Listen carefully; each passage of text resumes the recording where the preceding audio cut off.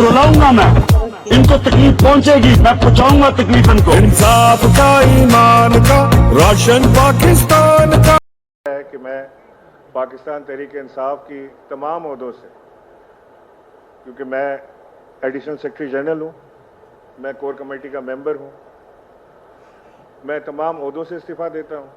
मैं पाकिस्तान तहरीक इंसाफ से मुस्ताफ़ी होता हूँ, छोड़ता हूँ पाकिस्तान तहरीक इंसाफ, और मैं आज के बाद से कोशिश करूँगा कि जो कुछ मुझसे बन पड़े अपने मुल्क के लिए करूँ। सियासत का मुझे अभी इल्म नहीं कि मेरी आगे जारी रहेगी कि ख़त्म हो जाएगी, कि यही मेरा आखिरी सफ़र था, यहीं तक मेरा सफ़र था सियासत में। लेकिन जितनी मुझे पाकिस्तान की कौम ने मोहब्बत और इज़्ज़त दी, उसका मैं उनका मशकूर हूँ। अगर किसी का दिल टूटा हो मेरे से तो मैं उनसे माफ़ी भी चाहता हूँ। और मैं यहाँ पर खान साहब आपको खुदा हाफिज़ कहता हूँ और पाकिस्तान तहरीक इंसाफ को अल्लाह हाफिज़ कहता हूँ। आउज़ु बिल्लाहि मिनश शैतानिर रजीम। भाईजान बैठ जाए। आउज़ु बिल्लाहि मिनश शैतानिर रजीम। बिस्मिल्लाहिर रहमानिर रहीम। मैं आज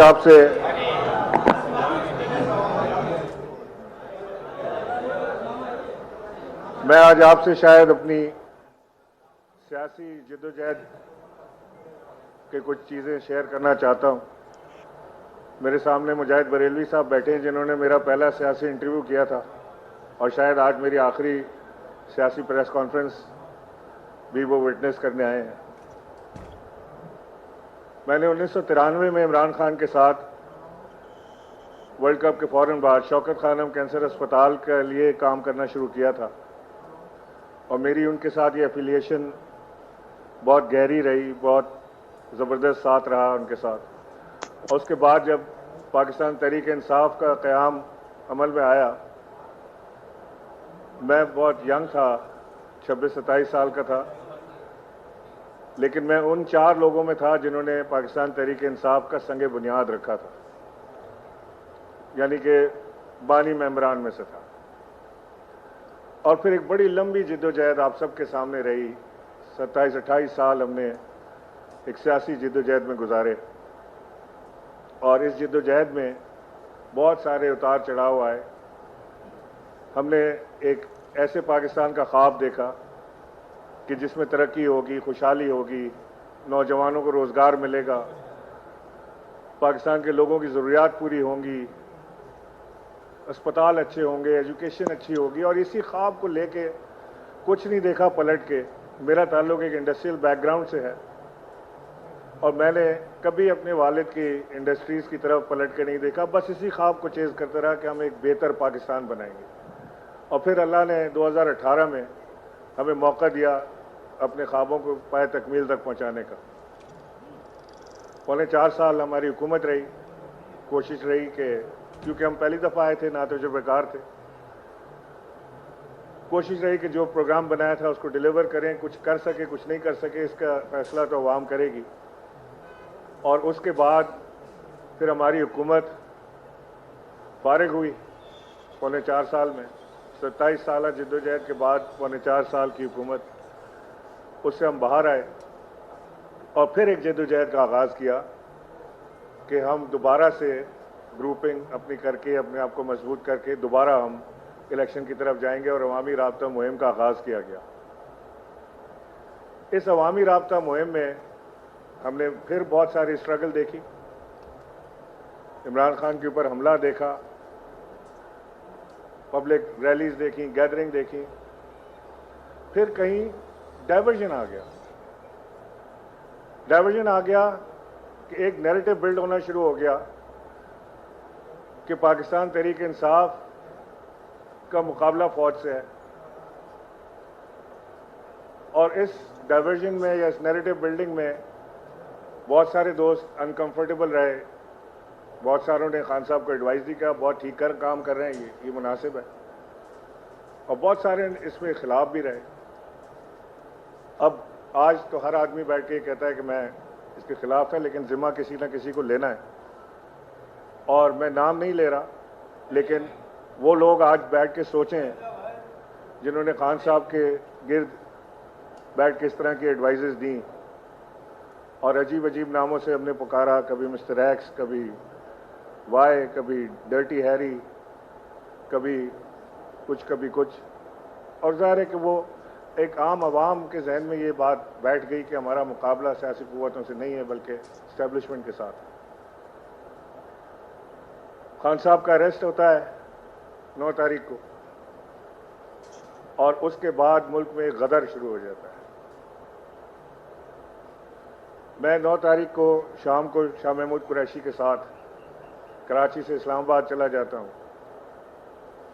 اور میرے جو پارٹی کے لوگ تھے وہ کچھ ناراض بھی ہوئے کہ جی آپ اس احتجاج میں نہیں آ رہے، آپ ادھر سے ادھر چلے جاتے ہیں، ادھر سے ادھر چلے جاتے ہیں. یہ میرا ایک ڈسکمفرٹ شو کر رہا تھا کہ یہ مناسب نہیں ہے.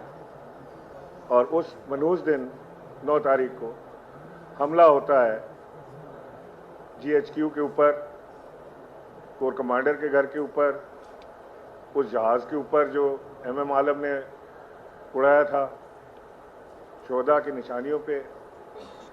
اس کا فیصلہ بھی ہونا باقی ہے کہ وہ حملہ کس نے کیا تھا، اور جس کسی نے بھی وہ حملہ کیا تھا، مناص القوم ہم سب کٹھے ہو کے اس بات پہ یک آواز ہیں کہ جس کسی نے بھی حملہ کیا اس کی انکوائری ہو اور اس کو قرار واقعی سزا ملے، خواہ اس کا تعلق تحریک انصاف سے ہو یا نہ ہو، لیکن اس کی انکوائری ہونی چاہیے، اس کو سزا ملنی چاہیے. ہم سب کا دل اپنے شہداء کے ساتھ ہے. ظاہر ہے جب کسی شہید کی لاش، اس کے جوان بچے کی لاش گھر پر آتی ہے، اس کا دکھ اس کے ماں باپ سمجھ سکتے ہیں. ہم تو دور سے بیٹھ کے دیکھنے والے لوگ ہیں. میرے باقی ساتھی جنہوں نے پریس کانفرنس کی، سب نے اپنے اپنے بتائے تعلقات کہ وہ فوج سے کتنا انٹر لنکڈ ہیں. میں نہیں ہوں انٹر لنکڈ، میرے خاندان میں کوئی فوجی نہیں گزرا، لیکن میرا دل تو ہے نا اپنے پاکستان کے ساتھ. میں یہ کیسے کہہ سکتا ہوں کہ میں کیونکہ میرے خاندان میں کوئی فوجی نہیں گزرا لہٰذا میرا فوج سے کوئی تعلق نہیں ہے؟ میرا تعلق ہے، میرا ایک واسطہ ہے. میں پاکستان ایئر فورس میں جانا چاہتا تھا. بچپن سے میری خواہش تھی کہ میں GD پائلٹ بنوں. میری والدہ نے مجھے صرف اس وجہ سے نہیں جانے دیا کہ وہ جنگوں میں جاتے ہیں، محاذ پہ جاتے ہیں، وہاں شہادتیں ہوتی ہیں اور میں اپنا بیٹا نہیں کھونے دینا چاہتی. لیکن آج بھی ایسی مائیں زندہ ہیں جو گھر میں ایک شہید کی لاش آنے کے بعد دوسرا بیٹا پیش کرتی ہیں کہ اس کو بھی آپ لے لیں فوج میں اور اس کو بھی لے جائیں. یہ بڑا دل گردے کی بات ہے، بڑا دل چاہیے اس کے لیے. کوئی بھی فوجی، سپاہی کی بات کر رہا ہوں، 50,000 روپے کے لیے بارڈر پہ جان دینے کو تیار نہیں ہوتا. یا ہے کوئی آدمی جو 50,000 روپے کے لیے جا کے جان دے دے تو مجھے بتا دیں. وہ جان دیتا ہے اس بات پہ کہ اس کے ملک کے لوگ اس سے محبت کرتے ہیں، اس کے ساتھ اس کے پیچھے کھڑے ہیں. ان کا فوج کا مورال ہائی ہوتا ہے اپنے لوگوں کو پیچھے کھڑا دیکھ کے. یہ ٹینک اور توپ بعد میں آتے ہیں، پہلے تو مورال، لڑنے کا دل تو پکڑے. وہ دل جب پکڑے گا جب قوم ساتھ کھڑی ہوگی. خیر، وہ ایک انتہائی افسوسناک واقعہ جس کی جتنی مذمت کی جائے کم ہے. اس کی انکوائری کر کے اس کے لوگوں کو جو اس میں شامل تھے ان چیزوں میں ان کو قرار واقعی سزا بھی ملنی چاہیے. اس کے بعد میں نے بہت سوچا. میں نے 4-5 دن 9 تاریخ کے بعد 5-6 دن میں نے مفروری میں گزارے، ادھر سے ادھر چھپتا پھرا. اس کے بعد میں پکڑا گیا، جیل ہوئی، ATC میں پرچہ درج ہوا، حالانکہ وہ بالکل بے فضول پرچہ تھا. میں تھا ہی نہیں یہاں پہ. کسی ایک ریلی میں، کسی ایک ہے نا اپنے پاکستان کے ساتھ. میں یہ کیسے کہہ سکتا ہوں کہ میں کیونکہ میرے خاندان میں کوئی فوجی نہیں گزرا لہٰذا میرا فوج سے کوئی تعلق نہیں ہے؟ میرا تعلق ہے، میرا ایک واسطہ ہے. میں پاکستان ایئر فورس میں جانا چاہتا تھا. بچپن سے میری خواہش تھی کہ میں GD پائلٹ بنوں. میری والدہ نے مجھے صرف اس وجہ سے نہیں جانے دیا کہ وہ جنگوں میں جاتے ہیں، محاذ پہ جاتے ہیں، وہاں شہادتیں ہوتی ہیں اور میں اپنا بیٹا نہیں کھونے دینا چاہتی. لیکن آج بھی ایسی مائیں زندہ ہیں جو گھر میں ایک شہید کی لاش آنے کے بعد دوسرا بیٹا پیش کرتی ہیں کہ اس کو بھی آپ لے لیں فوج میں اور اس کو بھی لے جائیں. یہ بڑا دل گردے کی بات ہے، بڑا دل چاہیے اس کے لیے. کوئی بھی فوجی، سپاہی کی بات کر رہا ہوں، 50,000 روپے کے لیے بارڈر پہ جان دینے کو تیار نہیں ہوتا. یا ہے کوئی آدمی جو 50,000 روپے کے لیے جا کے جان دے دے تو مجھے بتا دیں. وہ جان دیتا ہے اس بات پہ کہ اس کے ملک کے لوگ اس سے محبت کرتے ہیں، اس کے ساتھ اس کے پیچھے کھڑے ہیں. ان کا فوج کا مورال ہائی ہوتا ہے اپنے لوگوں کو پیچھے کھڑا دیکھ کے.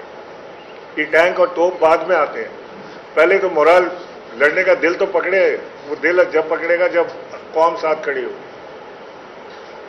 خیر وہ ایک انتہائی افسوسناک واقعہ جس کی جتنی مذمت کی جائے کم ہے.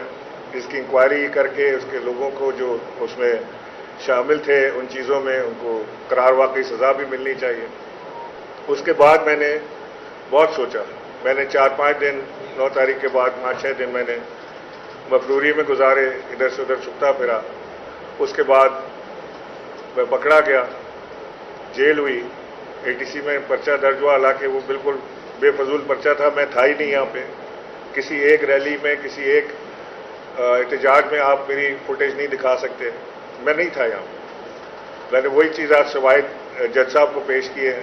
میں اپنا ٹکٹ دکھایا ہے, اپنے اسلام آباد میں رہنے کی رسیدیں, ساری چیزیں ان کو دکھائی ہیں جس کے اوپر میری بریت ہوئی. اور آج میں بری ہونے کے بعد جب میں ایک آزاد شہری کی حیثیت سے ہوں, مجھے کوئی جیل کا خطرہ نہیں ہے, میرے پہ کوئی اور پرچے نہیں ہیں. میں نے یہ فیصلہ کیا ہے اور میں نے یہ بڑا سوچ سمجھ کے فیصلہ کیا ہے. میں نے یہ فیصلہ کیا ہے کہ میں پاکستان تحریک انصاف کی تمام عہدوں سے, کیونکہ میں ایڈیشنل سیکرٹری جنرل ہوں, میں کور کمیٹی کا ممبر ہوں, میں تمام عہدوں سے استعفیٰ دیتا ہوں. میں پاکستان تحریک انصاف سے مستعفی ہوتا ہوں, چھوڑتا ہوں پاکستان تحریک انصاف. اور میں آج کے بعد سے کوشش کروں گا کہ جو کچھ مجھ سے بن پڑے اپنے ملک کے لیے کروں. سیاست کا مجھے ابھی علم نہیں کہ میری آگے جاری رہے گی, کہ ختم ہو جائے گی, کہ یہی میرا آخری سفر تھا, یہیں تک میرا سفر تھا سیاست میں. لیکن جتنی مجھے پاکستان کی قوم نے محبت اور عزت دی اس کا میں ان کا مشکور ہوں. اگر کسی کا دل ٹوٹا ہو میرے سے تو میں ان سے معافی بھی چاہتا ہوں. اور میں یہاں پر خان صاحب آپ کو خداحافظ کہتا ہوں اور پاکستان تحریک انصاف کو اللہ حافظ کہتا ہوں. پاکستان زندہ باد. صاحب یہ بتائیے گا کہ بس چھوڑیں.